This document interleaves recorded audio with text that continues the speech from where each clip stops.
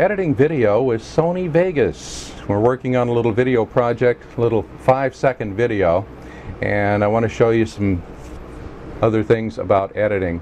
If we select these, holding down the control key and selecting them individually, or alternatively, you can select the top one, hit the shift key, hold the shift key down, and then the bottom one, and that will select all three of those. Just like in a Windows-based program, we can slide this whole thing around. Okay? If we wanted to add an opening screen, how would we do it? Right-click, go to Insert, what?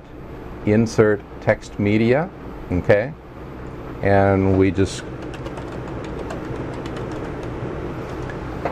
type in our word, make it a little bit smaller, okay? We see it here. Now, even though it's actually overlapping the video, we can still go in and trim this back. We can still use our general editing tool and trim that back.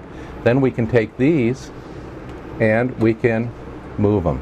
Now, here's another way to do that. We can group these so that they are always grouped. All you need to do when you have them selected is hit the G key. The G key will group these, and so these will always be grouped. If you want to add this to the group, you can select all of these, right? Hit group, that will create a new group with all of these elements in it.